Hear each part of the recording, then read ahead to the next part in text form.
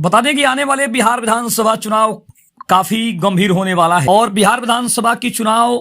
विकराल रूप लेती नजर आ रही है। तो वहीं चिराग पासवान, जीतन राम मांझी, नीतीश कुमार के साथ तेजस्वी यादव भी विधानसभा चुनाव के लिए अपनी अपनी तैयारियों के लिए पूरी तरह से तैयार हैं और साथ ही साथ आने वाले चुनाव में किसकी कितनी भूमिका होगी, कौन कितनी सीटें जीत सकता है, किसको कितनी सीटें मिल सकती है, आइए आज हम इसी बारे में जानने की पूरी कोशिश करते हैं। नमस्कार, मैं हूं संजीव और आप देख रहे हैं आप तक न्यूज। अगर आप हमारे चैनल पर नए हैं तो चैनल को जरूर सब्सक्राइब कर लें। आपको बता दें कि आने वाले विधानसभा चुनाव 2025 के लिए सभी पार्टियां अपनी अपनी तैयारियों में जुट गई है। वहीं अगर बात करें तो बिहार विधानसभा चुनाव की जो जंग है वो काफी विकराल रूप लेती नजर आ रही है, क्योंकि पहले से ही चिराग पासवान, जीतन राम मांझी, बिहार के मुख्यमंत्री नीतीश कुमार और नेता प्रतिपक्ष तेजस्वी यादव पूरी तरीके से तैयार दिखाई दे रहे हैं। हम अगर आने वाले चुनाव की बात करें तो आने वाले चुनाव में जिस तरह से ये पार्टियां और जिस तरह से ये युवा नेता अपनी अपनी दावेदारियों को पेश कर रहे हैं, उससे तो यह स्पष्ट है कि अब की बार का चुनाव काफी दिलचस्प होने वाला है। और अब की बार के चुनाव में कुछ ऐसी पार्टियां हैं जिनका नामो निशान हमेशा हमेशा के लिए मिट जाएगा,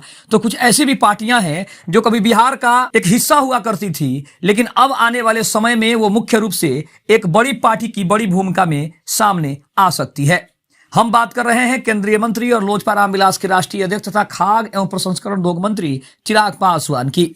जहां 2020 में चिराग पासवान ने भले ही सफलता हासिल न की हो, लेकिन 2020 के पराजय से उन्होंने इतना जरूर सीखा कि अगर बिहार की राजनीति में राज करना है तो उसके लिए उन्हें क्या करना पड़ेगा और कौन कौन से ठोस कदम उठाने पड़ेंगे। जिस तरह से 2020 में उन्होंने एनडीए से अलग होते हुए चिराग पासवान ने नीतीश कुमार के खिलाफ चुनाव लड़ने का जो बड़ा फैसला किया था और एकला चलो के नारे पर उन्होंने अपनी पार्टी को 131 सीटों पर जिस तरह से चुनाव लड़ाया, भले ही उनका एकमात्र विधायक जीतने में कामयाब हुआ, लेकिन पार्टी ने वहां से ये जरूर सीखा कि अगर बिहार की राजनीति में आगे बढ़ना है, बिहार की राजनीति में राज करना है, तो उसके लिए क्या करने पड़ेंगे, कौन से पैतरे अपनाने पड़ेंगे और बिहार की जनता को कैसे खुश करना पड़ेगा। ये बात उन्होंने आने वाले जो विगत 2024 का लोकसभा चुनाव था और आने वाले विधानसभा का जो चुनाव है उसमें उन्होंने पेश करने की पूरी कोशिश की है।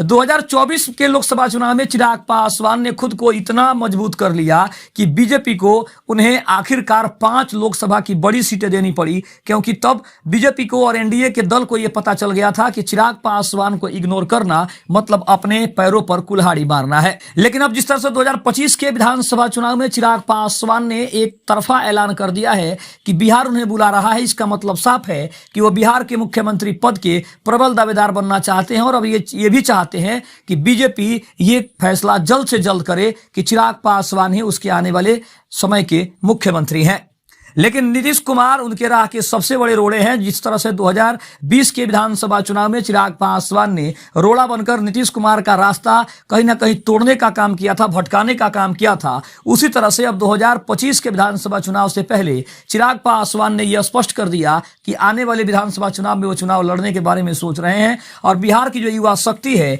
जो बिहार के युवा हैं, वो चाहते हैं कि मुख्यमंत्री के प्रबल दावेदार चिराग पासवान ही हो और बिहार का विधानसभा चुनाव चिराग पासवान लड़े। लेकिन अब सवाल ये उठ रहा है कि आखिर चिराग पासवान के बिहार की राजनीति में लौटने का मतलब नीतीश कुमार को सीधे तौर पर नुकसान होता दिखाई दे रहा है, क्योंकि अगर समीकरणों को समझने की कोशिश करें तो चाहे वो प्रशांत किशोर हो, तेजस्वी यादव हो या फिर नीतीश कुमार हो, ये सभी कहीं ना कहीं अपने अपने रास्ते खुद बनाते दिखाई दे रहे हैं। जिस तरह से नीतीश कुमार ने पिछले 18 से 20 वर्षों से बिहार में जिस तरह से एक तरफा राज किया है, चाहे वो महागठबंधन के साथ मिलकर सरकार बनाए हो या फिर वो एनडीए के साथ मिलकर सरकार बनाए हो, लेकिन सिक्का हमेशा उनका चलता है। वही और उसी रास्ते पर चिराग पासवान भी चलना चाहते हैं, जहां पे चाहे पार्टी कोई भी हो लेकिन उसके पास ऑप्शन सिर्फ चिराग हो, जिस तरह से हम नीतीश कुमार को विगत कई वर्षों से देखते आ रहे हैं। लेकिन अगर हम विधानसभा चुनाव की बात करें तो नीतीश कुमार को कड़ी टक्कर चिराग पासवान से मिल रही है। तो वहीं अगर बात करें तो नेता प्रतिपक्ष तेजस्वी यादव को प्रशांत किशोर, चिराग पासवान और नीतीश कुमार से सीधे तौर पर टक्कर मिलती दिख रही है, क्योंकि महागठबंधन के पास कोई ऐसा चेहरा नहीं है जिस चेहरे को सामने रखकर महागठबंधन इस चुनाव में उतर सके। हालांकि नेता प्रतिपक्ष तेजस्वी यादव को ही बिहार का मुख्यमंत्री के प्रबल दावेदार के रूप में महागठबंधन की तरफ से देखा जा रहा है, लेकिन अभी तक किसी भी पार्टी ने और किसी भी दल ने तेजस्वी यादव को अपना मुख्यमंत्री माना नहीं है। इससे स्पष्ट है कि अभी भी महागठबंधन में मुख्यमंत्री चेहरे को लेकर तलाश जारी है और अभी भी लड़ाई काफी गंभीर दिखाई दे रही है।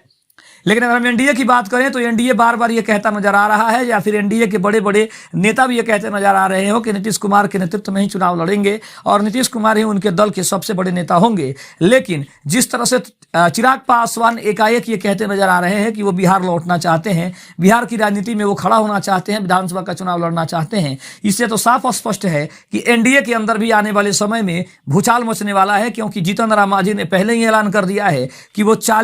25 से 30 सीटें, 40 सीटें, कहीं 35 सीटें, कहीं 20 सीटें, ऐसे वो बयान दे रहे हैं जिससे स्पष्ट नहीं हो पा रहा है कि आखिर जीतन राम मांझी एक्चुअल में कितनी सीटें मांग रहे हैं। लेकिन चिराग पासवान ने 40 से 50 सीटों की जो बड़ी मांग की है, उसको देखते हुए ये दिलचस्प है कि आखिर चिराग पासवान को कितनी सीटें मिलेंगी, जदयू कितनी सीटों पर चुनाव लड़ेगी और खुद एनडीए कितनी सीटों पर इस चुनाव में उतरने वाली है। लेकिन आपको बता दें कि विधानसभा चुनाव की जंग जो है वो काफी विकराल होने जा रही है। चिराग पासवान हो, नीतीश कुमार हो, जीतन राम मांझी हो, या फिर अगर हम बात करें तेजस्वी यादव की, प्रशांत किशोर की, तो ये कुछ ऐसे युवा नेता हैं जो इस बिहार की राजनीति में छाना चाहते हैं और विधानसभा चुनाव में इन सभी की जो टक्कर होगी वो काफी दिलचस्प होने वाली है। खबर आपको कैसी लगी कमेंट में जरूर बताइएगा। तब तक के लिए धन्यवाद। जय हिंद, जय भारत।